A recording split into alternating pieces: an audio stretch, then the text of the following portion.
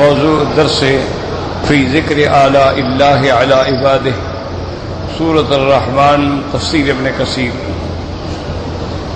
الحمد للہ رب العالمین، والصلاة والسلام علی اشرف الانبیاء وسید المرسلین، سیدنا محمد وعلی آلہ واصحابہ اجمعین۔ اللهم صل على سيدنا محمد وعلى آل سيدنا محمد كما صليت على إبراهيم وعلى آل إبراهيم في العالمين إنك حميد مجيد۔ أعوذ بالله من الشيطان الرجيم، بسم الله الرحمن الرحيم۔ مرج البحرين يلتقيان بينهما برزخ لا يبغيان فبأي آلاء ربكما تكذبان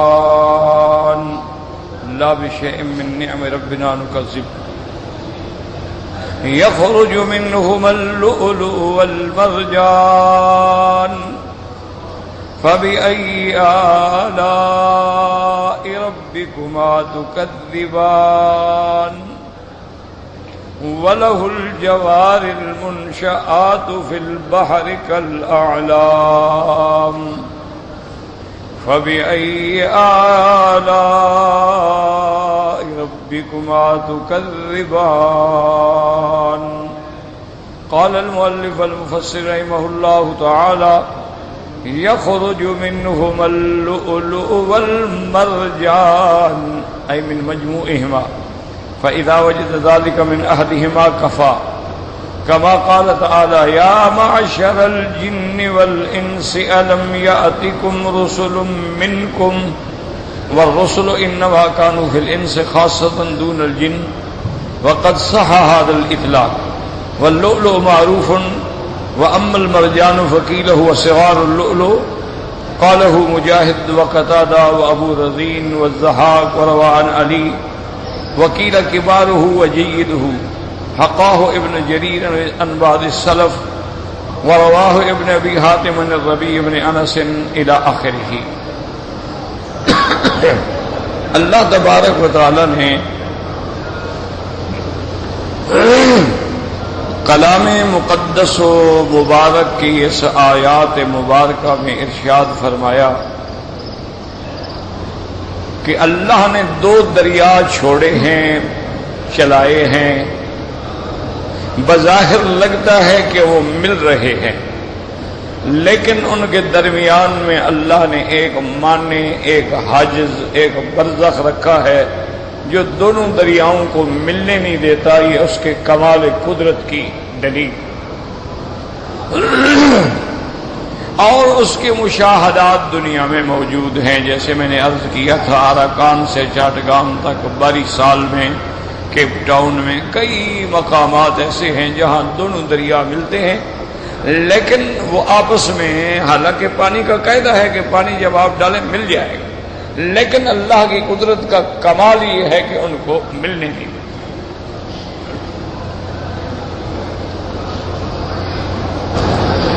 اس کے بعد دوسری نعمت کا جو اللہ نے ذکر فرمایا وہ یہ ہے کہ یخرج منہما اللؤلؤ والمرجان، اور ان دونوں میں سے، چونکہ منہما ضمیر تثنیہ ہے دونوں دریاؤں کی طرف، کہ ان دونوں میں سے نکلتے ہیں، لولو کہتے ہیں موتی اور مرجان کہتے ہیں مونگا، سرخ رنگ کا ہوتا ہے، یعنی وہ بھی ایک پتھر ہے۔ تو اللہ نے ارشاد فرمایا کہ یہ ان دو دریاؤں سے نکلتے ہیں، یعنی دونوں میں سے نکلتے، یخرج منہما۔ لیکن مشاہدہ یہ ہے کہ یہ موتی جو ہیں دو دریاؤں سے، میٹھے سے نہیں بلکہ کڑوے دریا سے نکلتے ہیں، یعنی سمندروں کے کنارے پر خاص مقامات ہوتے ہیں جن کو وہ متلاشی لوگ جو ہیں، تلاش کرنے والے، وہ جانتے ہیں، وہاں سے جا کے وہ ان موتیوں کو اور اس مرجان کو حاصل کرتے ہیں۔ اللہ تبارک و تعالی نے اپنی نعمتیں جو ہیں وہ اتنی عظیم ہیں، اتنی کثیر ہیں اور اتنی عجیب ہیں کہ انسانی عقل بھی وہاں کام نہیں کر سکتی۔ اب صرف اسی دریا کی آپ نعمتوں پہ نظر ڈالیں تو دریاؤں سے موتیوں کا نکلنا، اور خالص موتی جو ہے وہ بڑا قیمتی ہوتا ہے، اسی طرح خالص مرجان جو ہے وہ بڑا قیمتی ہوتا ہے، اور اسی طرح جو آج کل آپ جانتے ہیں اور مشہور بھی ہے عنبر، جس کا عطر بھی ہوتا ہے، عطر عنبر بھی ہوتا ہے، مشک و عنبر بھی ہوتا ہے، شمامت العنبر بھی کہلاتا ہے، مختلف نام ہیں اس کے۔ تو یہ عنبر جو ہے یہ بھی دریا سمندروں سے نکلتا ہے۔ یہ عنبر کیا چیز ہے؟ عنبر ایک مچھلی ہے، ایک بہت بڑی مچھلی ہوتی ہے، اس کا نام ہی عنبر ہے۔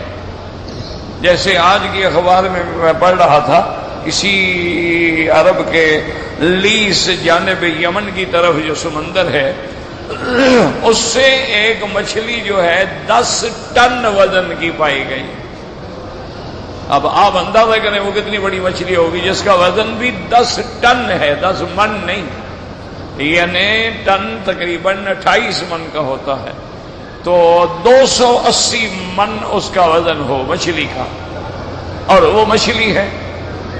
اسی طرح وہیل مچھلی جو ہے اس کے بھی یعنی بڑی بڑی مچھلیاں، بھینس کی طرح بڑی بڑی مچھلیاں ہوتی ہیں، تو اسی طرح شارک ہے، اسی طرح ڈولفن ہے، اور دنیا کی کئی مچھلیاں ہیں۔ تو وہ عنبر مچھلی جو ہے وہ ہر 3 مہینے کے بعد قے کرتی ہے، اور اس کے اندر کا جو مادہ ہے وہ قے کی شکل میں باہر آتا ہے، اور وہ سمندر پہ تیرتا رہتا ہے۔ وہ تیرتے تیرتے جب کنارے پہ آتا ہے تو اس کو جاننے والے پکڑ لیتے ہیں، وہ ہے عنبر۔ حالانکہ وہ ایک مچھلی کی قے ہے، لیکن اسی سے خدا کی شان دیکھیں کہ کیسے کیسے عطر بنتے ہیں، اور کیسے کیسے ہمارے اطباء اور حکماء جو ہیں کیسے کیسے دوائیں بناتے ہیں کہ جی اس میں عنبر ڈالا ہے ہم نے، مشک ڈالا ہے اور زعفران ڈالا ہے۔ اور مشک کیا ہوتا ہے؟ مشک جو ہے وہ ایک کالے رنگ کا ہرن ہوتا ہے، اس کی ناف کے اندر خدا کی شان ہے اللہ نے اس مشک کو رکھا ہوا ہے، اور اس مشک کی اتنی شدید گرمی ہوتی ہے کہ وہ سب علاقوں کے علاوہ وہ ہرن کہیں زندہ بھی نہیں رہ سکتا ہے۔ تو شکاری جب اس کا شکار کرتے ہیں تو یہ بھی ضروری ہے کہ اس کو ذبح کرنے سے پہلے اس کی ناف کو باندھ دیتے ہیں۔ اگر ذبح کر دیا جائے تو سارا وہ بدن میں مل جاتا ہے، پھر وہ حاصل ہی نہیں ہوتا، تو اس کو باندھ دیتے ہیں، تو اس کی ناف میں سے 1 تولا 2 تولے جو نکلا وہ مشک کہلاتا ہے، اور یہ عنبر کہلاتا ہے۔ اور زعفران جو ہے وہ کیا؟ وہ ایک گھاس ہے، جیسے ہمارے کشمیر میں یعنی جیسے گھاس اگتی ہے ایسے زعفران ہوتا ہے، وہاں کی بکریاں اور مال مویشی بھی زعفران کھاتے ہیں۔ دعا کریں اللہ کشمیریوں پہ رحم کرے، وہاں بھی مسلمانوں کا قتل عام ہے، اللہ پاک ان کے جو شہداء ہیں ان کے درجات بلند کرے، اور پسماندگان کو صبر جمیل عطا فرمائے، اور اللہ تبارک و تعالیٰ انہیں کفر کے ظلم و ستم سے نجات عطا فرمائے۔ تو وہاں یہ زعفران جو ہے ایک گھاس ہوتی ہے۔ تو یہ اللہ تعالیٰ کی کمال نعمت ہے کہ اس نے کیا کیا چیزیں کہاں کہاں پیدا کر دی ہیں۔ اور اس میں یہ بھی بات یاد رکھیں کہ حضور صلی اللہ علیہ وسلم کے زمانے میں سرکار دو جہاں رحمت دو عالم صلی اللہ علیہ وسلم کے زمانے میں جو عطر استعمال ہوتے تھے وہ ایک تو عنبر استعمال ہوتا تھا، اور ایک مشک استعمال ہوتا تھا، اور ایک ورد استعمال ہوتا تھا۔ ورد کہتے ہیں جو گلاب کے پھول سے نکالا جائے، اور ایک عطر عود استعمال ہوتا تھا۔ یہ وہ عطر ہیں جو حضور پاک نے بھی استعمال فرمائے ہیں، یعنی اور عطر عود جو ہے وہ حضور پاک کے زمانے میں بھی ہندوستان سے آتا تھا، یعنی ہند جو ہے یہ اتنا پرانا ملک ہے کہ حضرت آدم کو بھی یہیں اتارا گیا ہے، تو اس کی اپنی ایک تاریخ ہے۔ تو بہرحال العود الہندی، السیف الہندی اس زمانے میں مشہور تھی، تو وہ بہرحال وہ جو یہ عطر تھے جو حضور پاک کے زمانے میں تھے۔ اب تو دنیا نے اس میں سے ہزاروں عطر بنا ڈالے ہیں، ایک عطر کو دوسرے سے ملایا تو ایک اور قسم بن گئی، 3 سے ملایا تو ایک اور قسم بن گئی، 4 سے ملایا تو ایک اور قسم بن گئی، یہ مخلط بن گیا، یہ فلاں بن گیا، کوئی خس سے نکالا تو وہ خس بن گیا۔ تو بہرحال کہنے کا معنی یہ ہے کہ یہ چیزیں جو ہیں دونوں سے نہیں نکلتی ہیں بلکہ ایک سمندر سے نکلتی ہیں، لیکن اللہ فرماتے ہیں یخرج منہما اللؤلؤ والمرجان، کہ ان دونوں دریاؤں سے نکلتے ہیں موتی اور مرجان۔ تو اب علماء نے اس کا جواب یہ دیا ہے کہ اصل میں تو ایک سے نکلتا ہے، لیکن اللہ نے فرمایا دونوں سے، اگر ایک سے بھی نکل آئے تو بات پوری ہو گئی۔ جیسے کہ اللہ نے قرآن میں فرمایا یا معشر الجن والانس الم یاتکم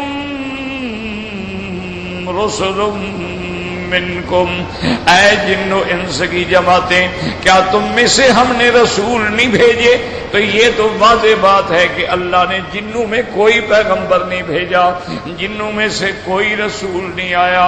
اللہ نے جتنے پیغمبر بھیجے وہ انسانوں میں بھیجے ہیں، اللہ نے جتنے پیغمبر بھیجے حضرت آدم کی اولاد میں سے بھیجے ہیں، اور اللہ نے جتنے پیغمبر بھیجے ہیں وہ بشر ہیں، وہ انس ہیں۔ اللہ نے جتنے پیغمبر بھیجے ہیں وہ مرد ہیں، کسی عورت کو بھی اللہ نے نبی نہیں بنایا۔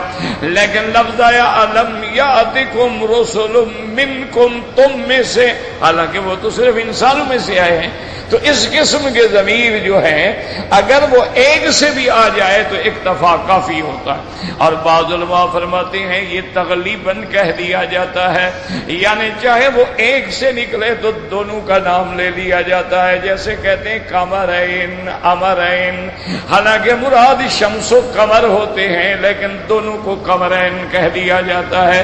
تو اللہ فرماتے ہیں میرے بندے میری قدرت کے نمونے دیکھو، یخرج منہما، پھر ہم نے اس پانی سے، ایک مالے پانی سے، ایک کھاری پانی سے، ایک کڑوے پانی سے کیسے کیسی چیزیں برآمد فرما دی ہیں اور کیسے کیسے موتی پیدا فرما دیے ہیں۔ تو یہ اللہ کی کمال قدرت ہے۔ اللہ پاک فرماتی ہیں بندے میری نعمتوں پہ توجہ کرو کہ میں نے تیرے کھانے کے لیے النجم والشجر یسجدان، ایسی چیزیں پیدا کی جو زمین پہ پھیلی ہوئی ہیں اور ایسی چیزیں پیدا کی جو کھڑی ہوئی ہیں، اور میں نے تیری چھت کے لیے والسماء رفعہا، میں نے آسمان کو اونچا پیدا کیا، اور تیرے رہنے کے لیے والارض فضاہا للانام، اور تیرے رہنے کے لیے زمین کو میں نے بچھونا بنا دیا ہے۔ اور اس کے بعد دیکھیں میں نے تیرے لیے دریا پیدا کر دیے ہیں، دریا میٹھے بھی ہیں، دریا کڑوے بھی ہیں، اور یاد رکھو کہ اگر کڑوے دریا نہ ہوتے تب بھی زمین میں فساد پیدا ہو جاتا، اور اگر میٹھے دریا نہ ہوتے تو مخلوق زندہ نہ رہ سکتی۔ اللہ نے پینے کے لیے میٹھے بنا دیے ہیں، اور تمام چیزوں کی گندگی کو ختم کرنے کے لیے اللہ نے وہ مالے سمندر پیدا کر دیے ہیں کہ جو چیز بھی ڈالو ان میں جانے کے بعد وہ ختم ہو جاتی ہے۔ اور پھر اس گندے پانی میں، کڑوے پانی میں جس کو تم منہ بھی نہیں لگا سکتے ہو، اللہ نے کیسے موتی پیدا کر دیے ہیں۔ یہ ہے اس کی نعمت۔ اور اسی پہ غور کرو تو اللہ نے تمہیں جو پیدا کیا ہے، تمہیں بھی تو ایک پانی سے پیدا کیا نا، وہ بھی گندے پانی سے، من ماء مہین، ایک حقیر پانی سے۔ بندے کے کپڑے کو لگ جائے تو بدبو میں سو نہیں سکتا، جب تک اس کو دھو نہ ڈالے بو آ رہی ہے، بدن پہ لگ جائے بو آ رہی ہے۔ اس پانی سے اللہ نے کیسے کیسے جوہر پیدا کر دیے، کیسے کیسے اللہ نے موتی پیدا کر دیے ہیں، کیسے کیسے اللہ نے ایسے انسان پیدا کیے کہ جن کو ملائکہ سجدہ کر رہے ہیں۔ لیکن حضرت آدم کو اللہ تبارک و تعالیٰ نے صرف مٹی سے پیدا فرمایا، لیکن بی بی حوا کو حضرت آدم علیہ السلام سے پیدا فرمایا، اور اولاد آدم کو اللہ تبارک و تعالیٰ نے توالد و تناسل سے پیدا فرمایا۔ تو یہ ساری اس کی کمال قدرت ہے۔ اس لیے سیدنا علی رضی اللہ تعالی عنہ فرماتے ہیں، سیدنا علی جو ہے بڑی شان والا انسان ہے، ابن عم النبی المصطفیٰ، حضرت آقا انعامدار کے چاچے کا بیٹا ہے، اور جس کی تربیت حضرت محمد مصطفیٰ نے فرمائی ہے، اور جو بچپن میں بچوں میں سب سے پہلے اسلام لانے والا ہے، اور رابع الخلفاء ہے، اور زوج سیدہ فاطمہ الزہرا ہے، ابی الحسن والحسین ہے، کاتب الوحی ہے، اور دنیا کا مانا ہوا خطیب ہے۔ حضرت علی رضی اللہ تعالی عنہ کی بڑی عظیم شان ہے، اور حضرت علی رضی اللہ تعالی عنہ کے جو خطبات ہیں، آپ کے جو مواعظ ہیں، آپ کے جو دروس ہیں، وہ علماء کے لیے ایک بہت بڑا درس ہے۔ حضرت علی رضی اللہ تعالی عنہ کی بات کو سنیں اور سمجھنے کی کوشش کریں۔ آپ نے فرمایا کہ عجبت لرجل، فرمایا مجھے اس بندے پہ بڑا تعجب ہوتا ہے جو بندہ تکبر کرتا ہے، اکڑتا ہے، میں اور میں خان اور میں وڈیرا اور میں ایسا۔ فرمایا مجھے اس کے تعجب کرنے، اس کے تکبر کرنے پہ تعجب ہوتا ہے کہ اس نے کبھی غور بھی کیا ہے کہ انہو خرج من موضع البول مرتين، یہ پیشاب کی جگہ سے 2 دفعہ نکلا ہے۔ تو جو بندہ پیشاب کی جگہ سے نکلا ہو اس کو بھی کوئی اکڑنے کی اجازت ہے کہ وہ اکڑے دنیا کے سامنے؟ اچھا، پیشاب کی جگہ سے 2 دفعہ کیسے نکلا ہے؟ بھئی جب میاں بیوی ملے اور نطفہ ٹھہرا تو وہ کہاں سے نکلا؟ پیشاب کی جگہ سے۔ اور جب آپ بچہ پیدا ہوتا ہے تب کہاں سے نکلتا ہے؟ کوئی ماں کے منہ سے تو نہیں نکلتا، پیشاب کی جگہ سے ہی نکلتا ہے نا۔ تو گویا پیشاب کی جگہ سے اللہ نے جس کو 2 دفعہ نکالا ہے، فرمایا تکبر پتہ نہیں کس بات کا کرتا کہ پھر اکڑتا ہے زمین پر اور کہتا ہے کہ بس میں سب کو کچل ڈالوں اور میرے سامنے کوئی سر اٹھا کے نہ چل سکے، اور میرے سامنے کوئی آدمی جو ہے سردار بیٹھا ہے تو غریب ہاتھ باندھ کے کھڑے۔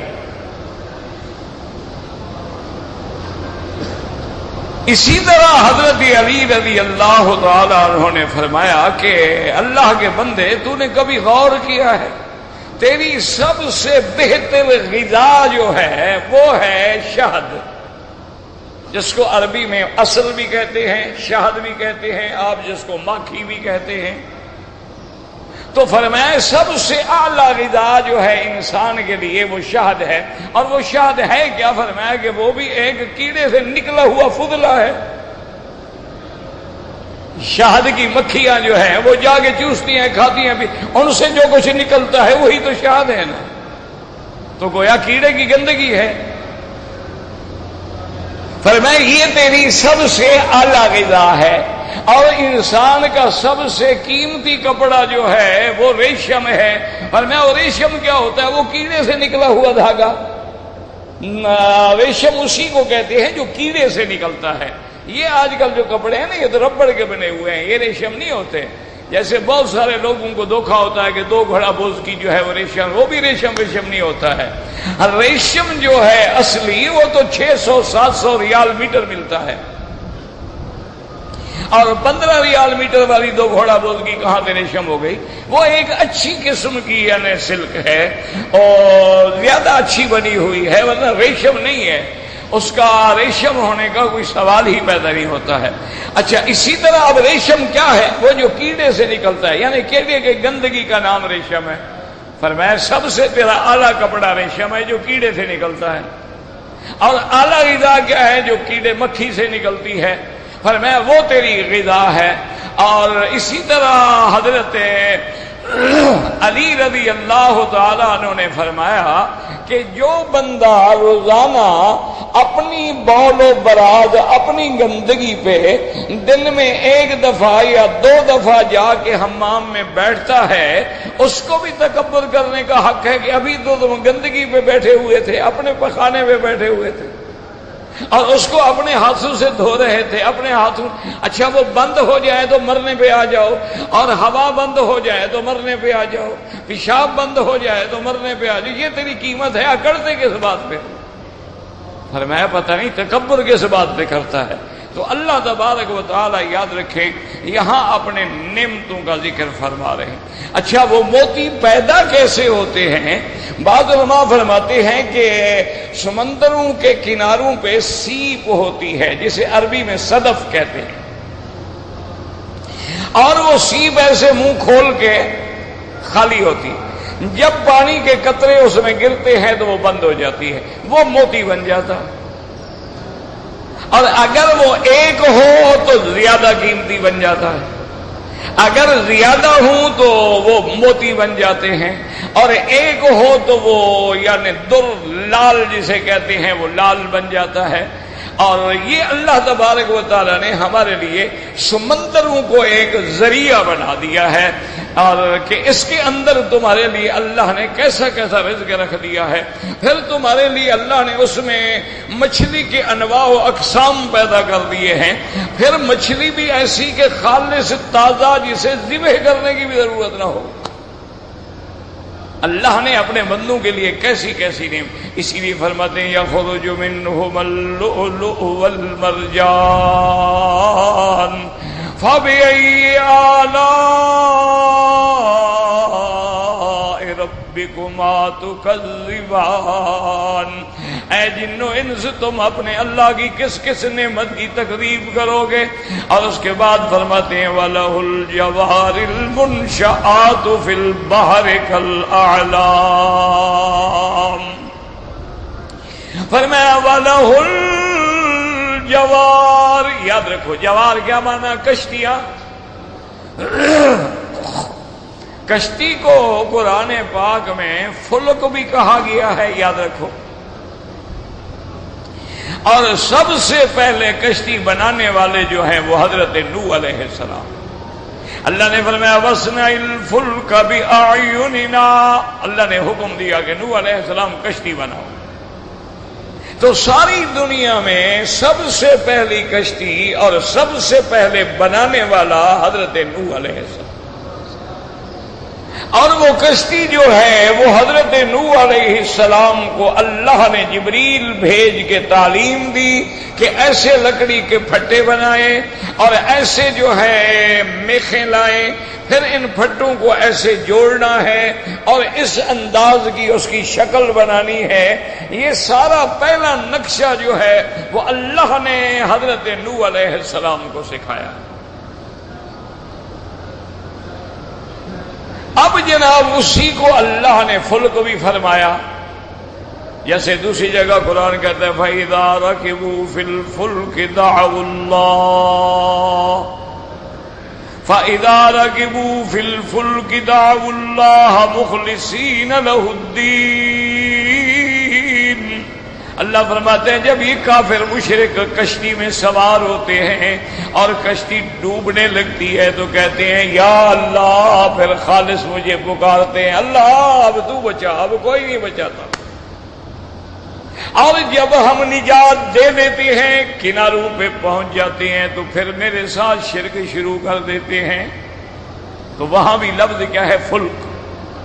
اور اسی طرح قرآن نے فرمایا وَحَمَلْنَاهُ فِي الْجَارِيَةِ، قرآن کشتی کو جاریہ بھی کہتے ہیں، کیوں جاریہ اصل میں اس خادمہ کو بھی جاریہ کہتے ہیں جو لڑکی گھروں میں کام کرتی ہے، جاریہ، کیوں وہ بھی تو ہر وقت بھاگ رہی ہے نا بیچاری، کبھی اس کام میں کبھی اس کام میں، تو اسی طرح کشتیاں بھی تو چل رہی ہیں نا، تو اس لیے اس کا نام جوار بھی ہے اور اس کا نام فلک بھی ہے۔ اللہ نے فرمایا یہ میری نشانیاں دیکھیں وَلَهُ الْجَوَارِ الْمُنْشَآتُ، اسی کے لیے اونچی اونچی اونچی اونچی بڑی کشتیاں، او جن کے بادبان دیکھو کیسے کل اعلام، دور سے دیکھو تو پہاڑ نظر آئے، اتنی بڑی بڑی کشتیاں ہیں۔ پہلے تو بادبان ہوتے تھے نا، بادبان باندھے جاتے تھے تو بڑے اونچے، اور بادبان کے ساتھ جب ہوا کا پریشر ہوتا تھا تو کشتیاں چلتی تھی۔ یہ تو اب دور نے ترقی کر لی ہے کہ اب بڑے بڑے جہاز بن گئے اور ان میں انجن آ گئے اور نئے سہولیات آ گئی ہیں، لیکن یاد رکھیں جتنی ترقی ہو گئی ہے آج تک کشتی کی شکل نہیں بدل سکی، شکل وہی ہے جو نوح علیہ السلام کے زمانے سے آئی۔ اللہ تبارک و تعالیٰ کی قدرت ہے۔ اللہ نے فرمایا دیکھو یہ بھی تو میری کمال قدرت ہے نا کہ بھی لاکھوں من وزن ہو اور کشتی پر، اور وہ کشتی دریا میں نہ ڈوبے، تو دریا پیدا کرنے والا بھی خدا ہے اور اس پہ کشتیوں کو چلانے والا بھی خدا ہے۔ یہ اللہ کی نعمت ہے، ورنہ دیکھیں نا اب اتنا پتھر پھینکیں فوراً پانی میں ڈوب جائے گا۔ آپ ایک لوہے کا ٹکڑا لے کے پھینکیں دریا میں فوراً ڈوب جائے گا، لیکن کشتی ہے جناب کھڑی ہے اور اس پہ لاکھوں من وزن ہے لیکن وہ نہیں ڈوبتی ہے۔ کیسے اللہ نے دریاؤں کو بہت مسخر کر دیا ہے تاکہ دنیا کا نظام جو ہے وہ قائم رہ سکے، کہ ایک اقلیم سے دوسرے اقلیم تک جانے کے لیے اللہ نے یہ ذریعہ بنا دیا ہے کہ تاکہ ایک تو ادھر کا سامان جو ہے ادھر منتقل ہو اور اس ملک کا سامان جو ہے وہ ادھر منتقل ہو۔ اسی تجارت میں اللہ نے تیرے لیے معاشی ذرائع اور حالات پیدا کر دیے ہیں۔ لیکن یہاں ایک مسئلہ بھی سمجھ لیں کہ سمندر کا سفر کرنا جو ہے وہ شریعت نے منع کیا ہے، یعنی آدمی بلا وجہ سمندر کا سفر نہ کرے، الا حضور نے فرمایا الا غاز او حاج او معتمر، ہاں کوئی حج کرنے کے لیے آ رہا ہے یا جہاد کرنے کے لیے جا رہا ہے یا کوئی آدمی عمرے پہ آ رہا ہے یا کوئی تجارتی ذرائع ہیں، وہ تو مجبوری ہے، یعنی خوشی سے سفر نہ کرے۔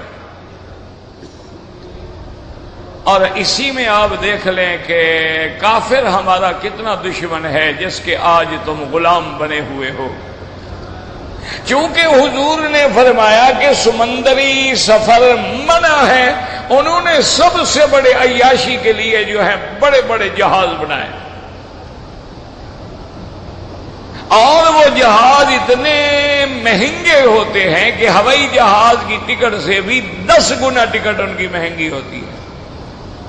لگژری جہاز ہوتے ہیں، ایک ملک سے دوسرے ملک تک چلتے رہتے ہیں، اور بڑے بڑے لوگ جو ہیں اس میں صرف عیاشی کے لیے سفر کرتے ہیں کہ ان کے اندر ان کے بار بھی ہیں اور ان کے ڈانس فلور بھی ہیں اور ان کے میدان کھیلوں کے میدان بھی ہیں، سوئمنگ پول بھی ہیں، تمام عیاشیوں کے اڈے بھی ہیں اور ہر بے حیائی کا سامان بھی ہے، کیونکہ اللہ کے نبی نے منع فرمایا کہ سب نے کہا نہیں اسی میں ہم سفر کریں گے۔ یعنی کفار نے ہر وہ کام کیا ہے جس سے اللہ کے نبی نے حکم دیا، انہوں نے مخالفت کی۔ حضور نے فرمایا کھانا دائیں ہاتھ سے کھاؤ، انگریز نے کہا نہیں بائیں ہاتھ سے کھاؤ۔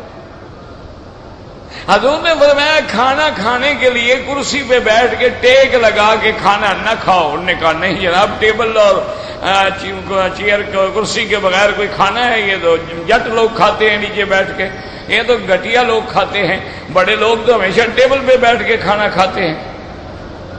حضور نے فرمایا کھڑے ہو کے کھانا نہ کھاؤ، انہوں نے کہا نہیں جناب آج کل تو ہم بوفے لگا دیتے ہیں، ہر آدمی کھڑے ہو کے کھانا کھائے۔ حضور نے فرمایا کہ ننگے سر نہ پھرو، انہوں نے کہا نہیں جناب ننگے ساری تو پھرنا فیشن ہے۔ یعنی ہر کام میں انہوں نے مخالفت کی۔ اچھا حضور نے کیوں منع فرمایا؟ یہ بات سمجھو کہ بھئی مجبوراً ہو تو سفر کر سکتے ہو، اگر مجبوری نہ ہو تو سمندر کا سفر نہ کرو۔ کیوں آپ نے فرمایا ان تحت البحر نارا، سمندر کے نیچے آگ ہے۔ اور یہ دیکھ لیں کہ آج بھی آپ ایک میٹھا دریا ہو، ایک سمندر ہو، اس کے پانی میں بھی ہاتھ ڈالو، اس کے پانی میں بھی ہاتھ ڈالو، یہ پانی آپ کو تھوڑا تھوڑا گرم لگے گا۔ اور اب تو میرے آقا کے فرمان کی تصدیق ہو گئی ہے کہ جب سونامی میں طوفان آیا ہے تو وہ سونامی کا طوفان جو ہے، جن لوگوں نے آنکھوں سے دیکھا ہے وہ بتاتے ہیں کہ سمندر کے کنارے پہ ہزاروں لوگ تھے، اور پانی جو ہے وہ یکدم واپس چلا گیا سمندر میں۔ آپ نے دیکھا نا سمندروں کے کنارے پہ بیچ بنے ہوئے، لوگ جاتے ہیں شوق کے لیے، تو وہ پانی آتا ہے اور وہ ایسے آگے پھر واپس جاتا ہے، تو پانی واپس چلا گیا۔ لیکن وہ کہتے ہیں ہم حیران ہو گئے کہ پانی بالکل واپس چلا گیا، واپس آ ہی نہیں رہا۔ اور کچھ دیر کے بعد سمندر سے ایسے پانی اٹھا کہ 200 گز تک اونچی اس کی لہر اٹھی، اور پھر وہ 200 اونچی گز کی جو تھی نا، گویا پانی کی دیوار بن گئی، جہاں جہاں گزر گئی تباہی پھیلا دی۔ ابھی آپ نے دیکھا نہیں سیلاب میں کہیں 22 فٹ، کہیں 24 فٹ، کہیں 30 فٹ پانی کی۔ اب 24 فٹ 30 فٹ پانی جب آئے گا، ہم غریبوں کے گھر جو ہیں وہ تو 10 فٹ اونچے بھی نہیں ہوتے، پانی تو اوپر سے گزر گیا۔ اور جہاں 200 میٹر اوپر چلا جائے پانی،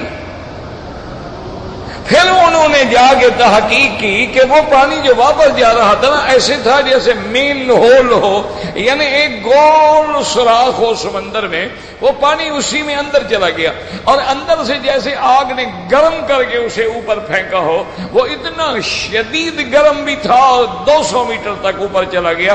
تو آج وہ بات سچ ہو گئی جو حضور نے 1400 سال پہلے فرمائی تھی کہ ان تحت البحر نارن، اس کے نیچے آگ ہے۔ اسی لیے حضرت عبداللہ ابن عمر رضی اللہ تعالی عنہما سمندر کے پانی سے وضو نہیں کرتے تھے، ویسے وضو جائز ہے، لیکن حضرت عبداللہ ابن عمر کا اجتہاد ہے، وہ فرماتے بھی حضور نے فرمایا اس کے آگے جو ہے، اس کے نیچے آگ ہے، میں آگ سے کیوں وضو کروں۔ اور دوسرا، ہمیں قرآن و حدیث کی روشنی میں بھی یہ بات معلوم ہوتی ہے کہ قیامت جب آ جائے گی تو اللہ کی شان یہ ہے کہ اللہ نے وہ جہنم جو ہے، یاد رکھو جہنم پیدا ہو چکی ہے، جنت بھی پیدا ہو چکی ہے۔ بعض فرق معتزلہ کے جو ہیں، گمراہ فرقے جو ہیں، وہ یہ کہتے ہیں کہ جنت پیدا ہوگی اور جہنم بھی پیدا ہوگی۔ یہ غلط بات ہے، اللہ نے دونوں کو پیدا کر دیا ہے، جنت بھی موجود ہے اور جہنم بھی موجود ہے۔ اور سب سے بڑی گواہی قرآن کی ہے، اللہ فرماتے ہیں اعدت، ہم نے تیار کر رکھی ہے۔ اور سب سے بڑی گواہی حضرت محمد مصطفیٰ کی ہے کہ آپ نے لیلۃ المعراج میں جنت کے اندر داخل ہو کے سیر فرمائی ہے، اور آپ نے جہنم کا نمونہ دیکھا اور عذاب کے بھی نمونے دیکھے ہیں۔ اور اسی طرح ایک حدیث مبارک میں آتا ہے کہ میرے آقا سیدنا محمد الرسول اللہ، سب کہہ دو صلی اللہ علیہ وسلم۔ پہلے تو پورا درود شریف پڑھا کرو، اگر پورا نہ پڑھ سکو تو پھر اتنا بھی کافی ہے، صلی اللہ علیہ وسلم، کہ صلی کا صیغہ بھی آ گیا، وسلم کا صیغہ بھی آ گیا۔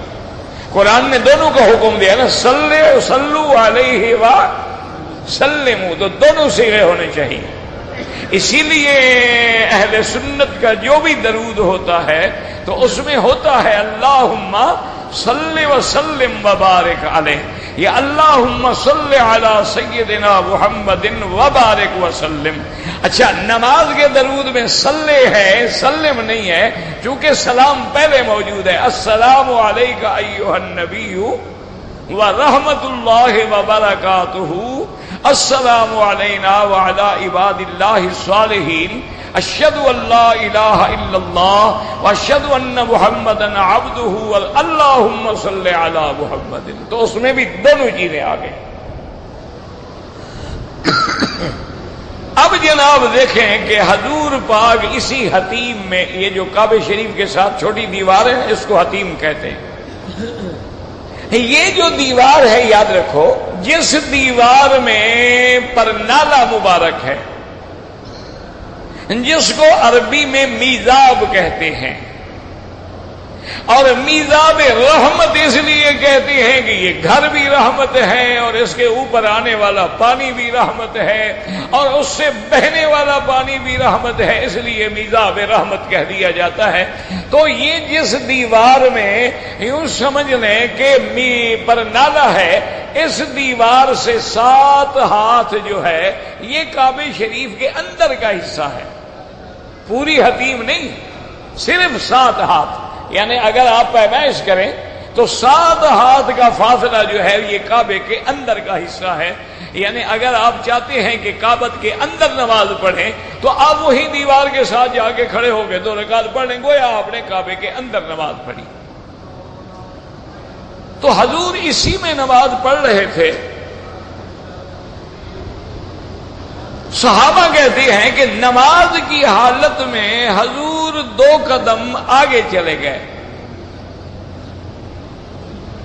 کچھ دیر کے بعد پھر واپس اپنی جگہ پہ آ گئے، تھوڑی دیر گزری تو حضور 2 قدم پیچھے چلے گئے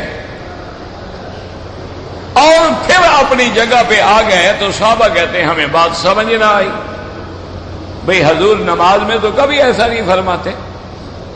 ہاں ایک ہوتا ہے مجبوری کہ آپ کے آگے سب میں جگہ خالی ہے تو آپ جا سکتے ہیں آگے، اسی نماز کی حالت میں جا سکتے ہیں، لیکن وہ اتنا دور نہ ہو، معنی یہ ہے کہ 1 قدم 2 قدم اٹھائے اور سینہ بھی نہ پھرے کعبے سے۔ تو بہرحال جب صحابہ نے پوچھا کہ یا رسول اللہ لم تقدمت ولم تأخرت، آپ آگے بھی چلے گئے آپ پیچھے بھی آ گئے، یہ کیا بات ہے؟ حضور نے فرمایا کہ مجھے اللہ نے جنت کا نمونہ جو ہے اسی کعبے کی دیوار میں جنت کا منظر دکھلایا، تو میں نے جب وہ منظر دیکھا، اچھا پہلے جب ہم بچے ہوتے تھے نا، پڑھتے تھے کتابیں پڑھتے تھے، ہمیں سمجھ نہیں آتا تھا کہ جنت تو اتنی بڑی چیز ہے کہ اگر 7 زمینیں اور 7 آسمان بھی بچھا دیے جائیں تو یہ ایک جنت کا عرض بنے گا، طول تو اللہ کے سوا کوئی جانتا ہی نہیں۔ جنت عرضها السماوات والارض، تو ہم کہتے تھے کہ بھئی اتنی بڑی جنت اللہ نے حضور کو دیوار میں کیسے دکھا دی؟ تو اب یہ آنکھیں کھل گئی نا کہ ایک چھوٹی سی مائکرو فلم ہوتی ہے، اس میں 30 جلد کی کتابیں محفوظ ہیں، اس کو آپ پروجیکٹر پہ لگاتے جائیں پڑھتے جائیں۔ تو اگر انسان اتنی بڑی کتابوں کو جو پھیلاؤ تو 1 میل تک پھیل جائیں، ایک مائکرو فلم میں بند کر سکتا ہے، تو بنانے والے کے آگے کیا مشکل ہے؟ جس نے انسان کو بنایا ہے اس کے لیے کیا مشکل ہے؟ تو حضور نے فرمایا کہ مجھے جنت کا نظارہ کرایا گیا، تو جنت میں ماشاءاللہ بڑے خوبصورت انگوروں کے گوشے لٹک رہے تھے۔ میرا دل چاہا کہ میں ایک گوشہ لے لوں تاکہ صحابہ کو کھلاؤں گا جنت کی نعمت۔ جب میں آگے گیا تو اللہ نے ہٹا لیا، اشارہ کیا کہ یہ قیامت کے بعد ہی ملیں گے، اب پہلے نہیں مل سکتے۔ جنت کی نعمتیں جو ہیں وہ اگلے جہان میں ملیں گی۔ تو میں اپنی جگہ پہ آ گیا، پھر مجھے جہنم کا نظارہ دکھا تو میں دہشت سے پیچھے ہٹ گیا۔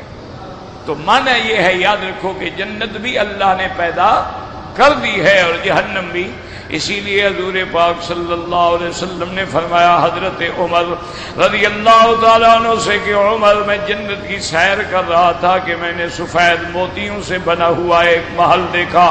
میں نے حضرت جبریل سے پوچھا یا جبرائیل لمن ھذا، یہ محل کس کا ہے؟ اس نے کہا یا رسول اللہ رجل من قریش، ایک قریشی کے لیے اللہ نے بنایا ہے۔ حضور فرماتے ہیں میں نے کہا میں بھی تو قریشی ہوں۔ انہوں نے کہا یا رسول اللہ آپ کا مقام تو بہت بلند ہے، یہ آپ کے غلام حضرت عمر کا گھر ہے رضی اللہ تعالی عنہ۔ اللہ اکبر۔ اور آگے سنیں حاجی صاحبان، مسئلہ دماغ میں رکھو، حج کو میلہ نہ سمجھو، حج کو حج سمجھ کے ادا کرو۔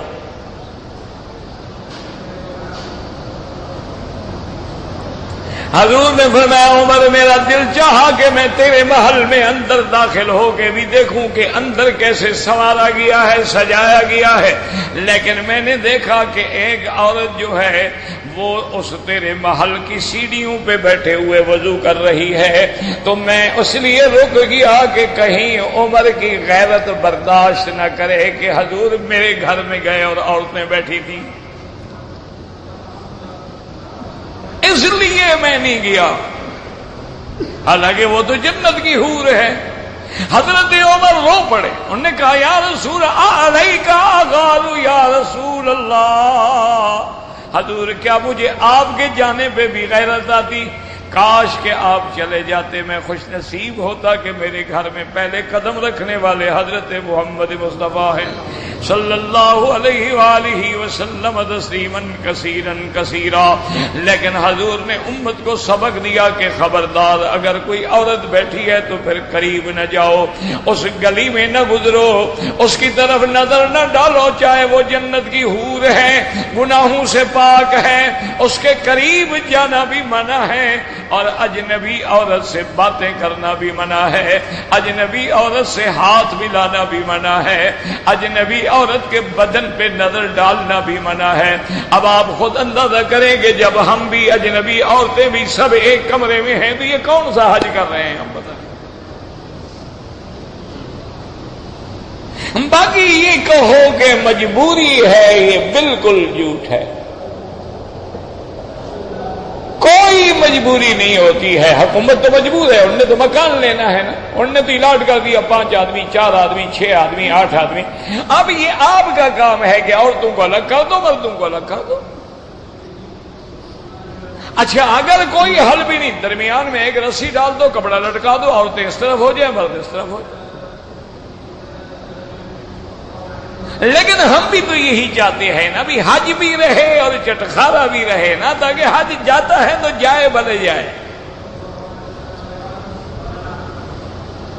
تو اب جناب یاد رکھیں کہ جنت بھی پیدا ہو گئی ہے اور جہنم بھی پیدا ہو چکی ہے، اور یہ بھی یاد رکھو جنت آسمانوں میں ہے اور جہنم زمین میں ہے، اور علماء کہتے ہیں اسی سمندر کے نیچے اللہ نے جہنم کو رکھا ہے، اور جہنم کے اوپر ایک غلاف حجری ہے وہ بند ہے، جب قیامت آئے گی تو وہ غلاف ٹوٹ جائے گا اور نیچے سے جہنم ظاہر ہوگی، اور اوپر سے اللہ سورج چاند تارے سارے سمندر میں ڈال دیں گے، اور اس کا پانی بھی آگ بن جائے گا اور نیچے سے بھی آگ ہوگی، یہ دونوں جمع ہو کے ایک مکمل آگ ہو جائے گا۔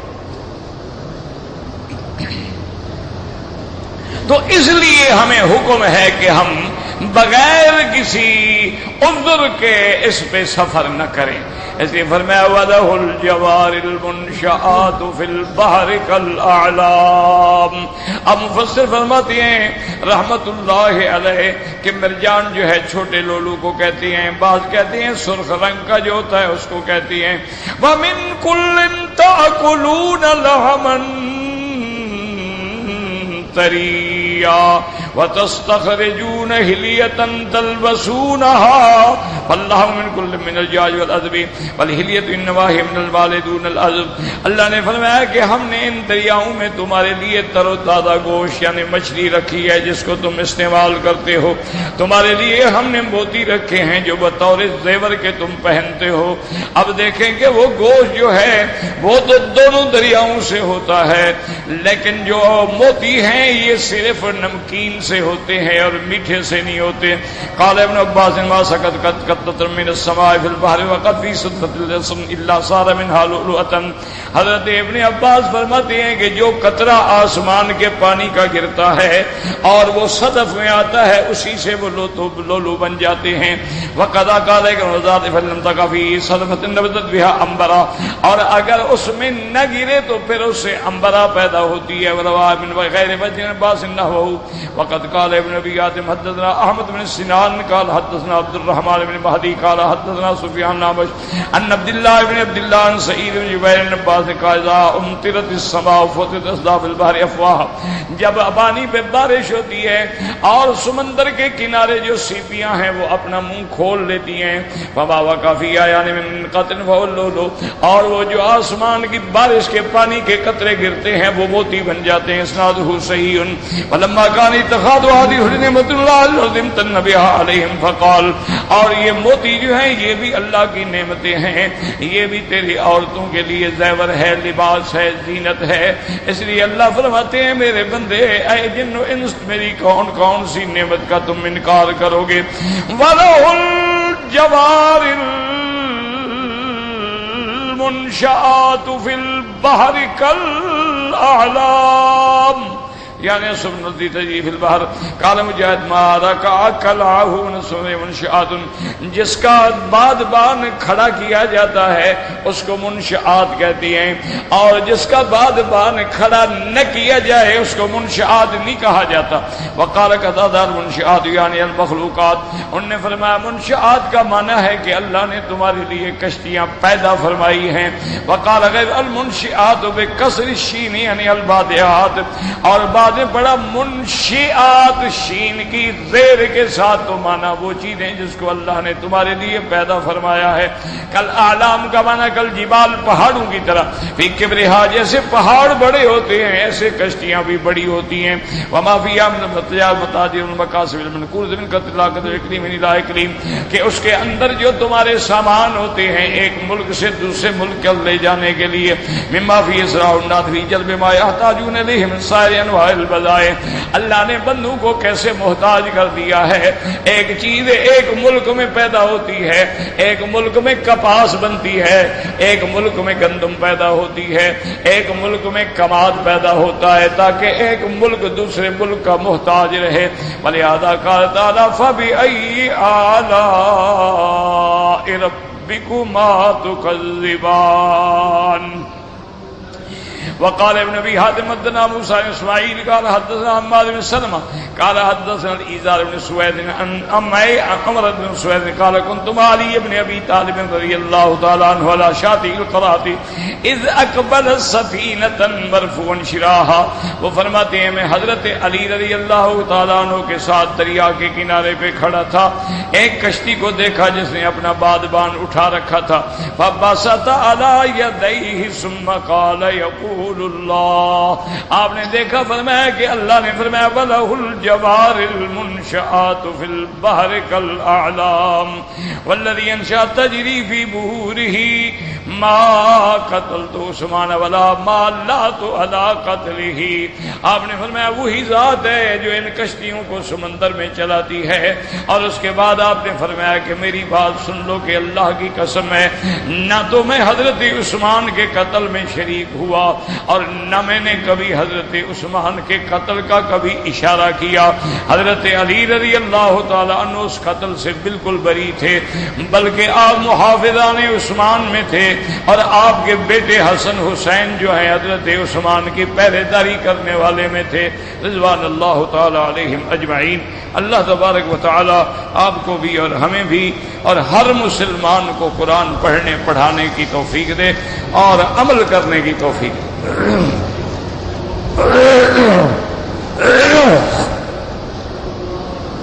کہتے ہیں کہ کچھ لوگ جو ہیں وہ عصر کے بعد سے درس کی انتظار میں بیٹھتے ہیں. بعض لوگ آگے ان کو تنگ کرتے ہیں بھی ایسا نہ کیا کریں, جو پہلے آتا ہے اس کا حق ہے. حدود حرم جو ہے نا میرا بھائی ہر طرف بنے ہوئے ہیں. مثلا جدے کے راستے میں آتے ہیں آپ تو نشان لگا ہوا ہے شمیسی, یہ حدود حرم ہے. آپ بڑے عمرے پہ جائیں جیرانہ تو وہاں حدود حرم ہے. آپ مسجد عائشہ جائیں گے تو وہاں حدود حرم ہے، آپ عرفات جائیں گے تو عرفات سے کچھ پہلے حدود حرم، یہ سارا حدود حرم، یعنی یوں سمجھیں حدود حرم کے باہر اگر عمرے والا بال کٹائے تو پھر دم پڑ جائے گی۔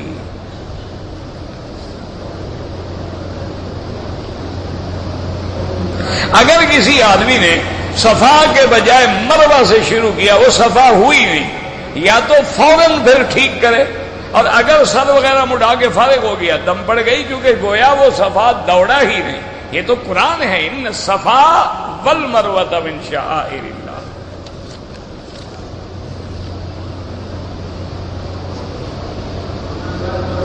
کہتے جی کہ موبائل کے ذریعے جو تصویریں بناتے ہیں بالکل ناجائز ہے۔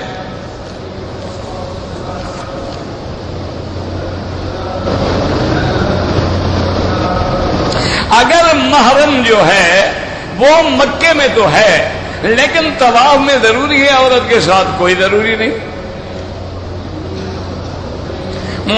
مسجد عائشہ سے بی بی عائشہ نے حضور کے حکم سے عمرہ کیا ہے، اور جیرانہ سے تو خود حضور پاک نے عمرہ فرمایا ہے۔ آپ بحثوں میں نہ پڑے، کیونکہ بعض ائمہ فرماتے ہیں مکے میں آنے کے بعد طواف کرو عمرہ نہ کرو، لیکن شوافی اور احناف کے نزدیک جو ہے وہ عمرہ ثابت ہے، اس لیے آپ اختلاف میں نہ پڑیں۔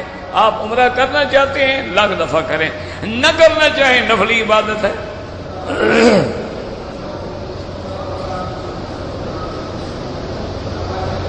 بہرحال جو حنفی مسلک کے لوگ ہیں وہ فجر کے بعد نماز نہ پڑھیں، سورج نکلنے کے بعد پڑھیں، عصر کے بعد نہ پڑھیں، مغرب کے بعد پڑھیں۔ باقی امام شافعی اور امام احمد بن حنبل رحمہم اللہ کے نزدیک حرم میں ہر وقت جائز ہے۔ تو یہ بھی کوئی جھگڑا نہیں ہے میرا بھائی، جو پڑھ رہا ہے اس سے لڑو نہیں، جو نہیں پڑھتا ہے اس کے گلے میں کپڑا ڈال کے پڑھاؤ نہیں۔ اس کے پاس بھی حدیث ہے، اس کے پاس بھی حدیث ہے، کوئی لڑائی والا تو مسئلہ ہی نہیں ہے۔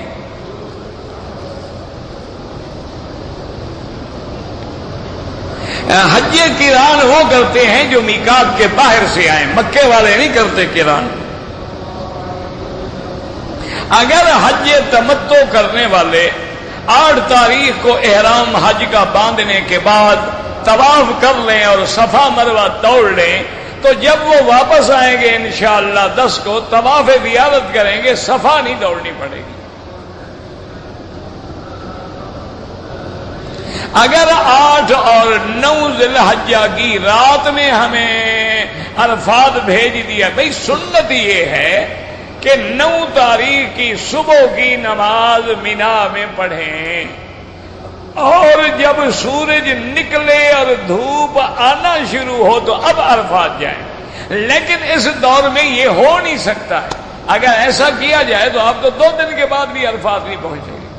تو اس لیے اگر کوئی رات میں چلا گیا کوئی بات نہیں۔ ایک موٹی بات یاد رکھ لو، جس نے سنت کے مطابق حج کرنا ہے اور جوان آدمی ہے اور عورتیں بھی ساتھ نہیں ہیں، وہ پیدل حج کریں، پھر تو آپ ہر سنت پہ عمل کریں گے۔ ورنہ جب ہم گاڑی میں ہیں، بس میں ہیں، تو 8 گھنٹے تو گاڑیاں جام ہو گئی، تو ہم کیا کر سکتے ہیں؟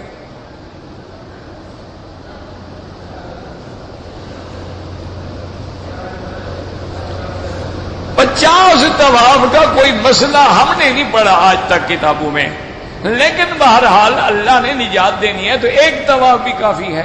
باقی سب سے افضل عبادت مکے میں طواف ہے، کیونکہ باقی ہر عبادت پوری دنیا میں ہو سکتی ہے۔ آپ تہجد ہر جگہ پڑھ سکتے ہیں، اشراق پڑھ سکتے ہیں، قرآن پڑھ سکتے ہیں، نوافل پڑھ سکتے ہیں، لیکن طواف تو نہیں کر سکتے۔ ایک طواف کا ثواب ایسے ہے جیسے ولد اسماعیل کا ایک غلام خرید کر کے آزاد کر دیا جائے۔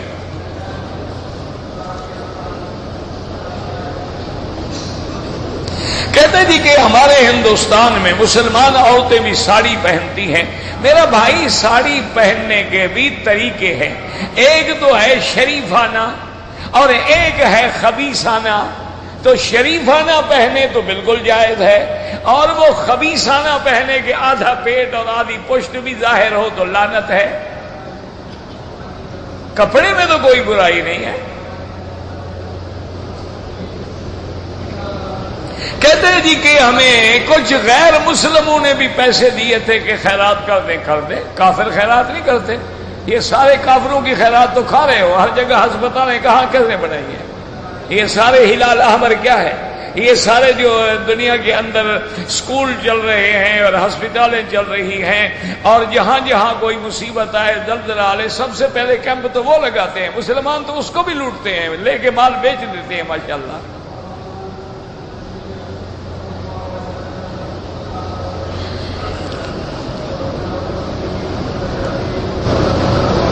کہتے کہ جو حضرت ابو بکر صدیق کو نہ مانے، یا ان کو خلیفہ بلا فصل نہ مانے، یا سیدہ عائشہ پہ بکواس کرے، وہ کافر ہے. اس میں کوئی شبہ ہے؟ اس کے کفر میں کیا شبہ ہے بھائی؟ حضرت ابو بکر کو قرآن نے کہا اذ یقول لصاحبہ، اگر وہ حضور کی صحبت کا منکر ہے تو کافر ہے. قرآن کا منکر. بی بی عائشہ کو قرآن نے کہا کہ بی بی عائشہ پاک ہے، جو نہ پاک ہے وہ پلید خود کافر ہے.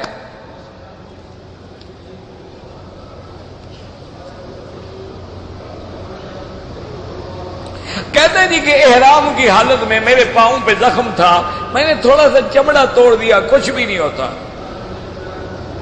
نفلی طواف کرنے کے بعد کوئی نامہ استلام نہیں ہوتا.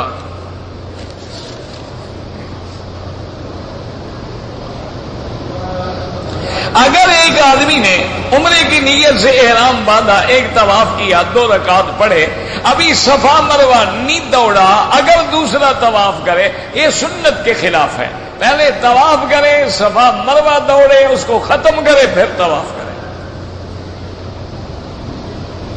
صفا مروہ دوڑنے کا مسنون طریقہ کیا ہے؟ صفا سے شروع کریں، مروہ پہ ایک چکر واپس آ جائے. یہی تو خدا کا شکر کرو کہ اللہ نے دین کو مشکل بنایا ہی نہیں. طواف صرف چکر لگانے کا نام ہے. اللہ فرماتے ہیں میرے بندے 7 چکر تو لگا، ایک لفظ بھی نہ پڑھ، تیرا طواف قبول ہو گیا. اور صفا مروہ تیز تیز چلنے کا نام ہے، ایک لفظ بھی نہ پڑھو، صرف صفا سے چلے جاؤ، آ جاؤ، صفا ہو گیا. اللہ نے کتنا آسان کیا ہے. یہ تو ہم نے مشکل بنایا ہے نا. ہماری تو خیرات بھی بزرگوں کو نہیں پہنچتی جب تک مولوی ختم شریف نہ پڑھے، ہے کہ نہیں؟ اچھا، کبھی آپ نے یہ تجربہ بھی کیا ہے کسی مولوی نے کبھی کسی دال پر یا لسی کھٹی پر ختم پڑھا ہو؟ نہیں. دیکھو نا، میں تمہارا بھائی ہوں، مولوی شولوی مجھے نہ سمجھو، مجھے اپنا بھائی ساتھی دوست سمجھ لو. کبھی آپ اچھا اس دفعہ تجربہ کرو، جب حج پڑھ کے جاؤ نا جی، کسی مولوی صاحب کو بلاؤ اور 3 دن کی کھٹی لسی سے پکی ہوئی دال اور اتنا باجری کا بہت بڑا سخت قسم کا پتھر جیسی روٹی، کہو جی ختم شریف پڑھو. ہاں دیکھا نا، معلوم ہوا ٹائم حلوے کے لیے ہے. اللہ نے تو کوئی پابندی نہیں لگائی کہ کوئی ضروری نہیں کہ مولوی تیرے آگے دعائیں پڑھے، اور نہیں، بس اللہ اکبر چل رہا ہے. اللہ میاں مجھے کچھ نہیں آتا. اللہ نے فرمایا میں نے تو طواف چکروں کا نام رکھا ہے، پڑھنے کا تو نام ہی نہیں ہے. نہیں آتا نہ آئے تمہیں.